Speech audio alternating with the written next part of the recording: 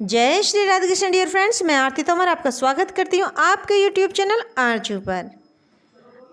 कैसे हैं आप सब? मैं उम्मीद करती हूँ आप सब बहुत अच्छे होंगे। तो आज जो हमारा टॉपिक है वह है करवा चौथ से रिलेटेड। करवा चौथ का जो व्रत होता है उसके यानी कि ये जो करवा चौथ का व्रत कैसे रखा जाता है, ये कब से शुरू होता है और इसका ये इस साल 2022 में कब पड़ रहा है और इस पूजा की विधि किस तरह से होती हैं और पूजा का शुभ मुहूर्त। तो आज मैं आपको बताने जा रही हूँ। पूजा की विधि के बारे में मैं अगली वीडियो में बात करूँगी, लेकिन आज मैं पूजा का शुभ मुहूर्त बताऊँगी और पूजा का व्रत कैसे यानी कि करवा चौथ कैसे किया जाता है इसके बारे में बताऊँगी। तो आइए वीडियो शुरू करते हैं। पति पत्नी का जो रिश्ता होता है वह सबसे पवित्र माना जाता है और इस पवित्र रिश्तों में मधुरता लाने के लिए यह एक व्रत होता है, करवा चौथ का व्रत, जिसे सभी सुहागिन महिलाएं करती हैं सौभाग्य की प्राप्ति के लिए, अपने पति की लंबी आयु के लिए। जो सुहागिन महिलाएं इस व्रत को करती हैं उन्हें पति का प्यार प्राप्त होता है और घर में खुशहाली बनी रहती है।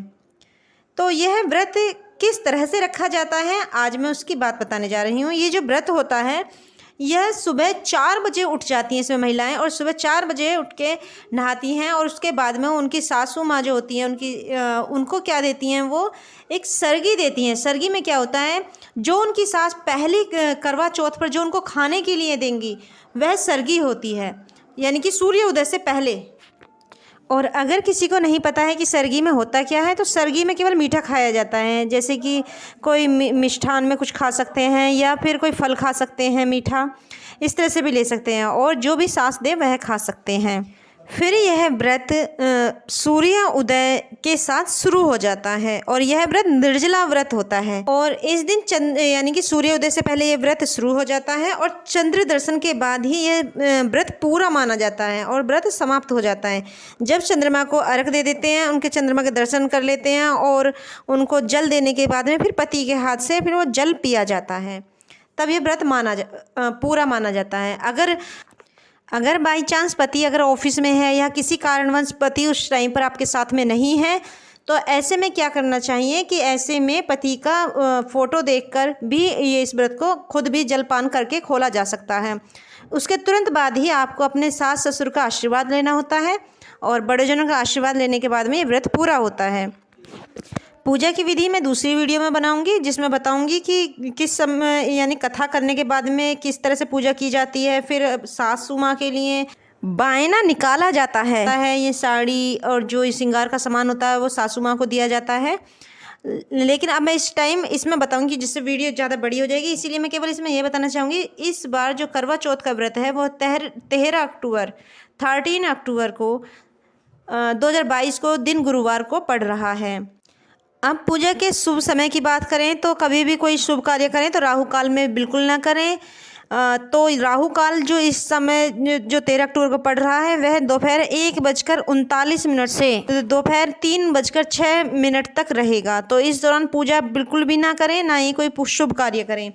तो जो अब पूजा का जो शुभ समय है वह एक है जो अभिजीत मुहूर्त है, वह सुबह 11:50 से दोपहर 12:07 तक रहेगा। अभिजीत मुहूर्त का समय तो और भी है, लेकिन पूजा का जो शुभ समय है वह यही है। और अमृतकाल मुहूर्त है शाम 4:08 से 5:50 तक रहेगा।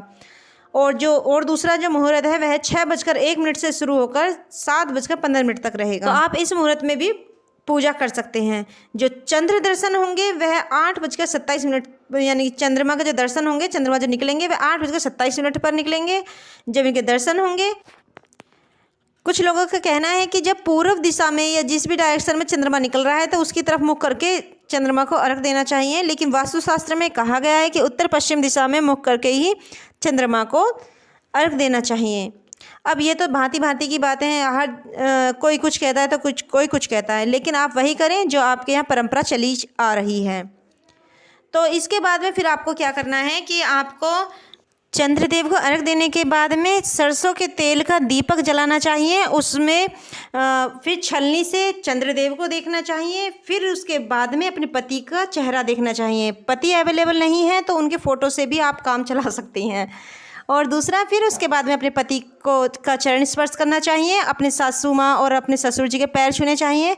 उनसे आशीर्वाद लेने के बाद में फिर अपनी सासू माँ को खाने के लिए देना चाहिए। जो भी अपने पूजा में बायना तैयार किया था, खाना वगैरह तैयार किया था, वह उनको देना चाहिए। उनका आशीर्वाद लेने के बाद में फिर पति पत्नी को साथ बैठकर खाना खाना चाहिए। पर ध्यान रखें, एक ही थाली में बैठकर खाना ना खाएं, यानी कि जैसे कि पति पत्नी एक दूसरे को झूठन ना खिलाएं, ना ही एक दूसरे को झूठा एक दूसरे के मुँह में दें। अपनी अलग अलग थाली लेकर, अपने अलग अलग खाना लेकर बैठें और उसके बाद में एक साथ बैठकर खाना खाएं, क्योंकि शास्त्रों में यह वर्जित है कि पति पत्नी को कभी एक ही थाली में खाना नहीं खाना चाहिए।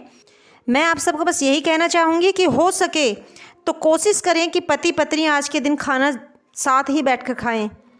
इससे पत्नी को भी अच्छा लगेगा और घर में सुख शांति और समृद्धि भी आएगी। मैं उम्मीद करती हूँ आपको मेरी ये वीडियो ज़रूर पसंद आई होगी। अगर आपको वीडियो पसंद आई है तो वीडियो को लाइक करना, शेयर करना और चैनल को सब्सक्राइब करना ना भूलें। आप हमेशा स्वस्थ रहें, अपना ख्याल रखें, अपनों का ख्याल रखें। जय श्री राधे कृष्ण डियर फ्रेंड्स।